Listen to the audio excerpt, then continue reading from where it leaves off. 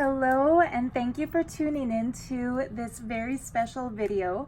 I call it very special because the project I'm going to share with you today is something that I've been thinking about for over a year now, ever since I discovered what's now become kind of an obsession of mine, which is the world of junk journaling.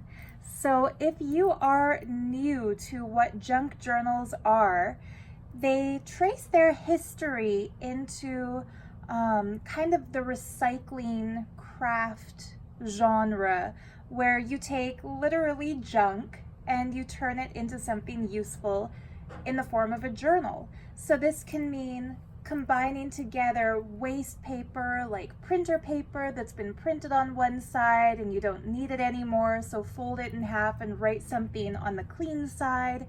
It can mean taking boxes from, cereal or pasta and cutting off one side of the packaging and using what's left as a book cover and then filling that up with scraps and using that as a diary. What's really interesting, and I'm gonna put timestamps in the description box, so if you want to skip my whole preamble and just get to the flip through, I feel you on that. That's the kind of YouTube viewer I am too. But if you're interested in this kind of stuff, I want to share a little personal story with you.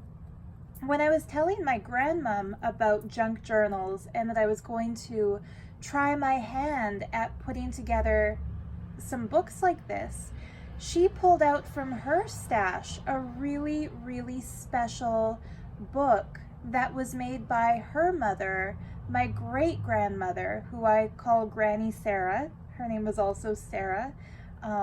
She passed away before I was born, so I didn't get the pleasure of meeting her, but she was so crafty and so thrifty, and she had made a junk journal.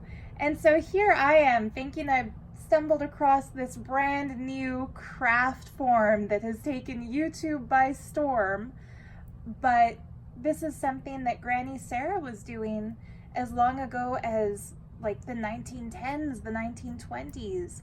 And what was really fascinating is that the junk journal she made used the cardboard scraps that come in packaging for patterns, like for sewing patterns. And so it was really cool that she didn't cover them up. Like, you could still see what was on that cardstock, and it was, these antique or vintage clothing styles. Anyhow, I thought that was really cool. And there were actually two junk journals that she made. One of them was filled with crochet samples, and I just love it. Like, each one was about 2 or 3 inches long, and my grandma told me that she didn't learn those patterns from a pattern book, that she played with the yarn and the string and came up with her own designs. And so that junk journal was like a sample book that whenever she was making something for someone, like a table runner or doilies or a blouse, she would show them that sample book and they could choose what kind of edging they wanted to finish the project. And it's interesting because my personal style of abstract drawing is like making things up as I go along. I love intricate patterns, but I don't want to just use something that somebody else came up with. I want to come up with something of my own. I can show you some examples right now since I have them right here by my craft station.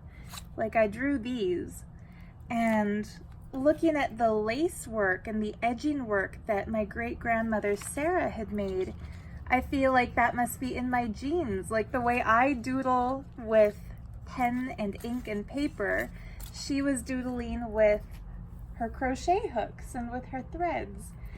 Anyhow, yeah, the second junk journal she made is a true treasure. It was actually a book that she made as a gift for my grandmother.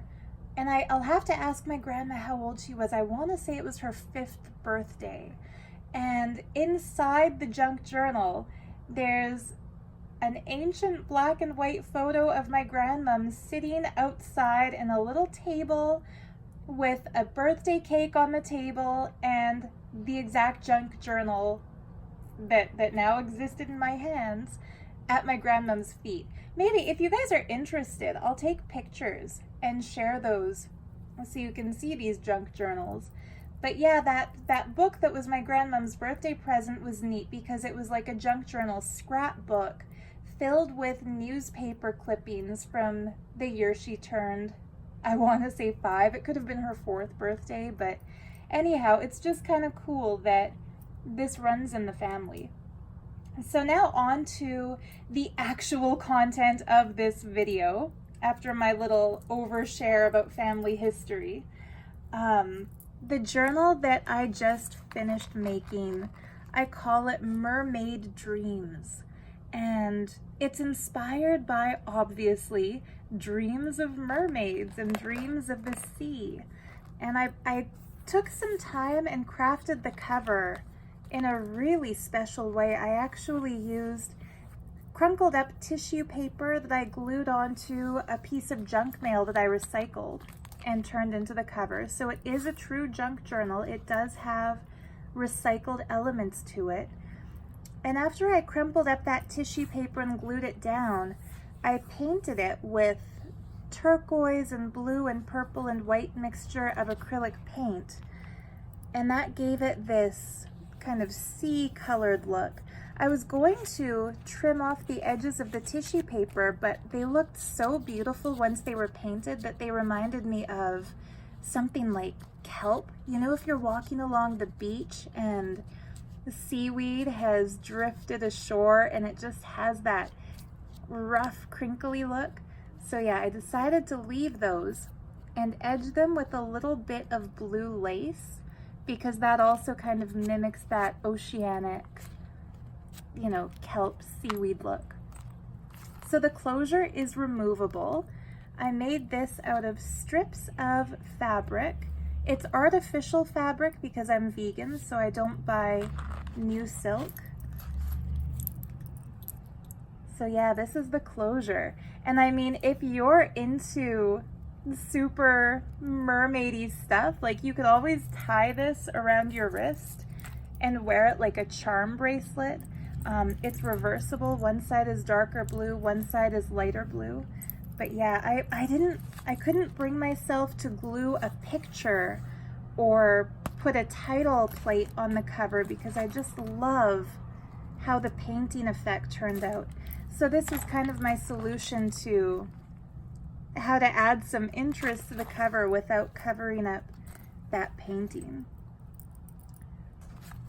I forgot to mention the other step I took with covering this was I took some silver paint, just regular silver acrylic paint, and I'm not going to demonstrate it or I will make a total mess of the book and my hands and probably my cell phone, but I took a dab of that silver right onto my finger and then just rubbed it over the book. And whenever the silver was building up on the flat parts, I just kind of rubbed it off with a clean finger, and that way it built up more in the wrinkled edges. You know, an interesting fact for those who are interested in history and historical maps, back in India, in the medieval period, maps that portrayed water didn't paint the water as blue, they painted it as silver, which is why I felt like adding silver to the water here just as a nod to the map history of India. Those who know me know I love India about as much as I love the ocean and the beach.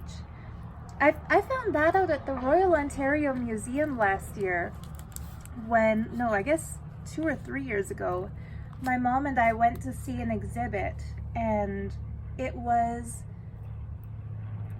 not Rajasthani, not Gujarati, I forget which kingdom, but one of the medieval kingdoms had collected a ton of art and jewelry and ornate clothing, and their collection was on display at the ROM, and that's where I noticed on all of their maps the water was shown as silver.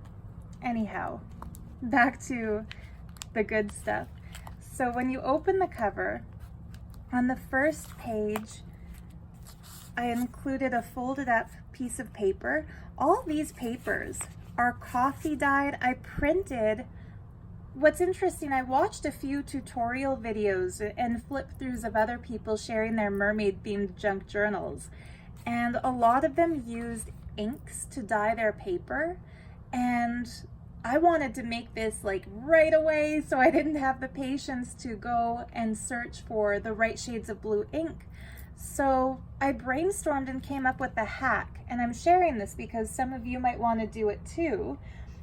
I printed full sheets of printer paper, just solid like blue and green and purple, and then I put those in a stack with plain white paper, and then I coffee dyed it the way I would normally coffee dye paper, and it gave this really cool effect. The ink did what I was hoping it would do, which is bleed through to all the other pages.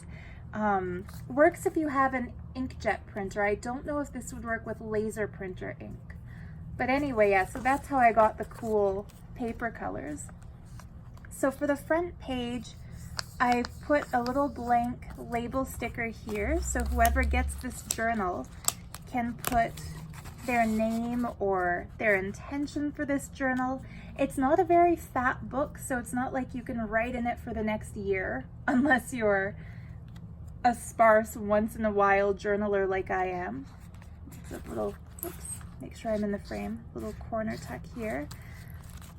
So yeah, it's thin, but I tried to pack it full of space to actually write and journal, and I also tried to pack it full of mermaid ephemera.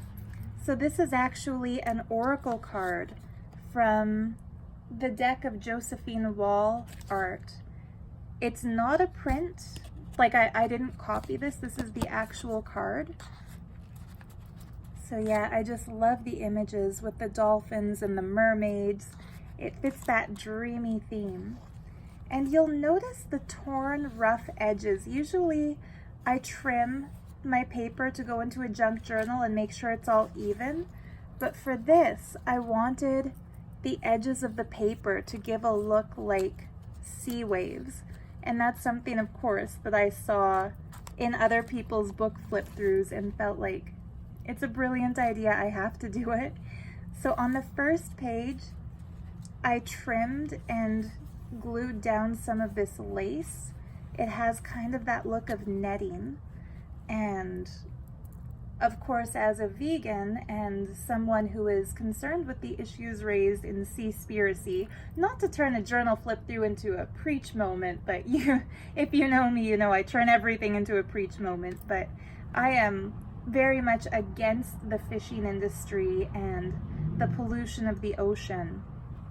So although I included some elements that reference net, my feeling is that that's, you know, something we should clean up and put an end to. Netting should no longer be something that reminds us of the ocean. It should be something that reminds us to recycle and to avoid single-use plastics. And when we do have single-use plastics, as you'll see later in this book, find creative ways to reuse those and recycle them so they don't wind up in the ocean. Anyhow, preach moment over. I used this lace to hold into place this printed mermaid card, and that's actually a little flip booklet that I added some grid paper to and just stamped a little jellyfish on the back. So yeah, you can journal on all of that paper. You can obviously journal on this page. And then this is one of my favorites. I made this jellyfish using a bunch of old ribbon scraps that my grandma gave me for the purpose of using in junk journals. And I almost made it shades of blue and turquoise, but then I thought it would look so much more impactful if it's contrasting colors on this blue background. So yeah, it's very tactile. You can play with it. You can make these little tendrils kind of go wherever you want.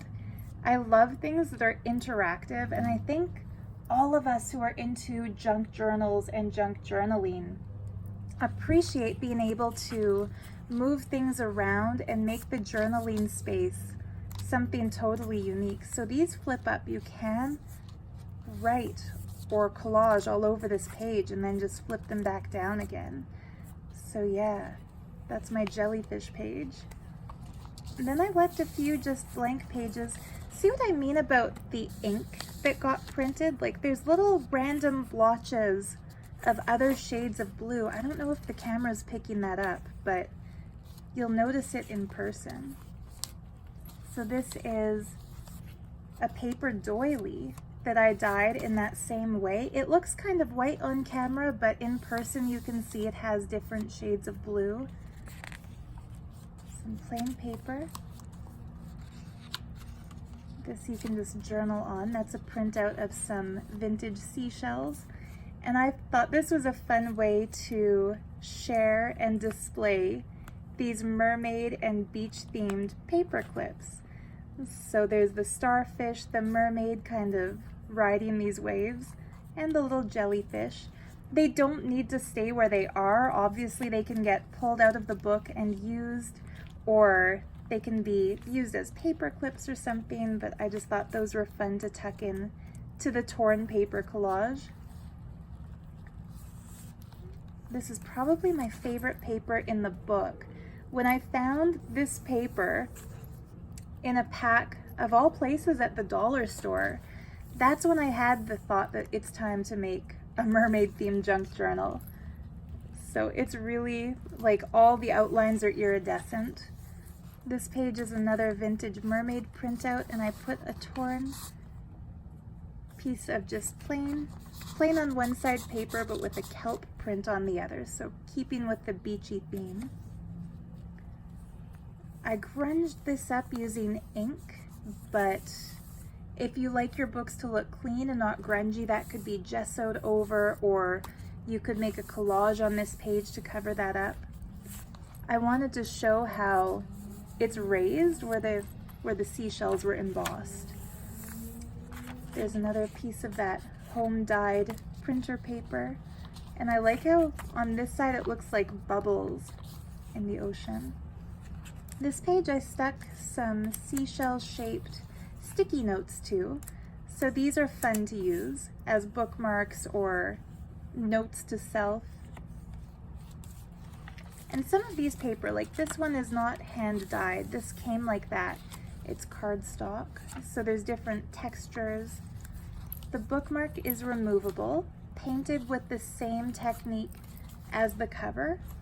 And the dangle that you probably noticed when I was showing off the cover is attached to the bookmark.